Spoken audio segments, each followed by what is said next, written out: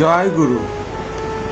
বর্ধমান জেলার একটি ছোট্ট গ্রামে বাস করতেন রমেশ চক্রবর্তী। সংসারে স্ত্রী মালতী, ছেলে শুভ আর বৃদ্ধা মা সাবিত্রী দেবীকে নিয়ে তার ছোট্ট পরিবার। রমেশবাবু খুব ধনী ছিলেন না। গ্রামের বাজারে একটি ছোট্ট চায়ের দোকান ছিল তার। সেই দোকানের আয়ের কোনো রকম সংসার চলতো। কিন্তু যত কষ্টই হোক, প্রতিদিন ভোরবেলা তিনি পরম পিতার নাম স্মরণ করতেন। তার মুখে সবসময় একটি কথাই শোনা যেত, পরম পিতার দয়া কোনোদিনও শেষ হয় না। কিন্তু মানুষ যখন সুখে থাকে তখন বিশ্বাসের গভীরতা বোঝা যায় না। বিশ্বাসের আসল পরীক্ষা আসে দুঃখের সময়। এক বছর বর্ষাকালে টানা বৃষ্টিতে গ্রামের বাজারে জল ঢুকে গেল। রমেশবাবুর দোকানের অনেক জিনিস নষ্ট হয়ে গেল।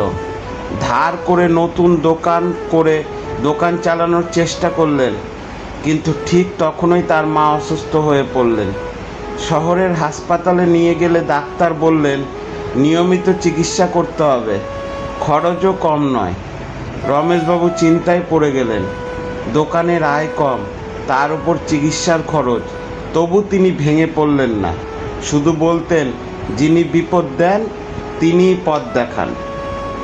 স্ত্রী মালতী মাঝে মাঝে বলতেন, শুধু বিশ্বাসে কি সব হয়? সংসার তো টাকায় চলে।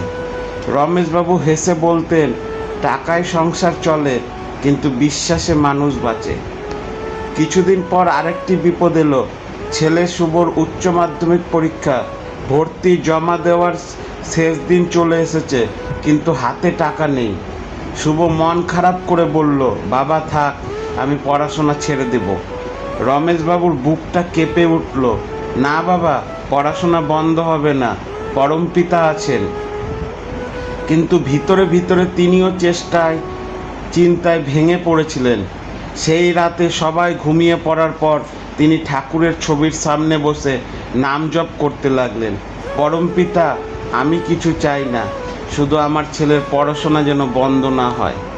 পরদিন সকালে দোকান খুলতেই গ্রামের পোস্টম্যান এসে একটি খাম দিলেন। খাম খুলে রমেশবাবু অবাক হয়ে গেলেন। ভিতরে 5,000 টাকার একটি চেক, সঙ্গে একটি চিঠি। রমেশদা, আপনি হয়তো আমাকে মনে রাখেননি। 5 বছর আগে আমার ছেলে অসুস্থ হলে আপনি বিনা পয়সায় তাকে খাবার দিয়েছিলেন। আজ আমি চাকরি পেয়েছি, আপনার উপহার কোনোদিন ভুলিনি। এই সামান্য সাহায্য গ্রহণ করবেন। চিঠিটি পড়ে রমেশবাবুর চোখ ভিজে গেল।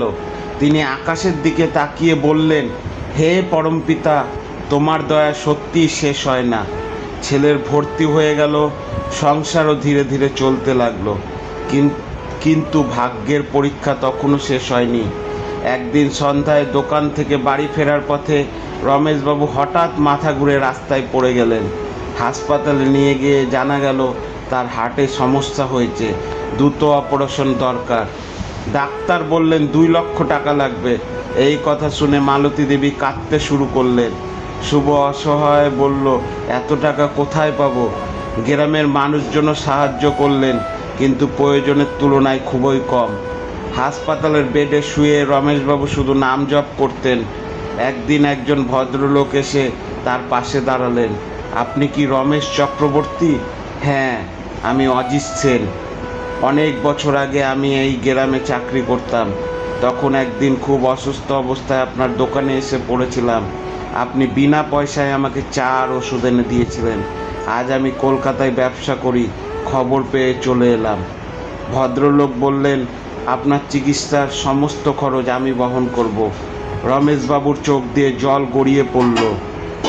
আমি তো আপনার জন্য কিছুই করিনি। অজিতবাবু মৃদু হেসে বললেন, আপনি করেননি, পরম পিতা আপনাকে দিয়ে করিয়েছিলেন। আজ তিনি আমাকে দিয়ে কাজ করাচ্ছেন। কয়েকদিন পরে সফলভাবে অপারেশন হয়ে গেল। রমেশবাবু সুস্থ হয়ে বাড়ি ফিরলেন। এরপর শুভ পড়াশোনা শেষ করে শিক্ষকতার চাকরি পেল। প্রথম বেতন হাতে নিয়ে সে বাবার সামনে এসে দাঁড়ালো। বাবা, আজ তোমার সেই কথাটা বুঝতে পারছি। বাবা বলল, কোন কথা? শুভ বলল, পরম পিতার দয়া কোনোদিনও শেষ হয় না। রমেশবাবু হাসলেন। হ্যাঁ বাবা, কখনো দয়া সরাসরি আসে, কখনো মানুষের মাধ্যমে আসে, কিন্তু তার করুণা কখনো বন্ধ হয় না। বৃদ্ধা মা সাবিত্রী দেবী বললেন, মানুষ যখন ভাবে সব শেষ, তখন ওই পরমপিতা নতুন পথ খুলে দেন। এরপর থেকে রমেশবাবুর বাড়িতে প্রতি বৃহস্পতিবার নাম স্মরণ আর মাসিক সৎসঙ্গ হতে লাগলো। গ্রামের অনেক মানুষ সেখানে আসতেন। কেউ দুঃখের কথা বললে রমেশবাবু শুধু একটি কথাই বলতেন, বিপদ আসবে, কষ্ট আসবে, মানুষ ছেড়ে চলে যাবে, কিন্তু পরমপিতার দয়া কোনোদিনও শেষ হয় না। তাই হতাশ হয়েও না, নাম ধরে থেকো, বিশ্বাস ধরে থেকো আর নিজের কর্তব্য পালন করে যাও। জয় গুরু।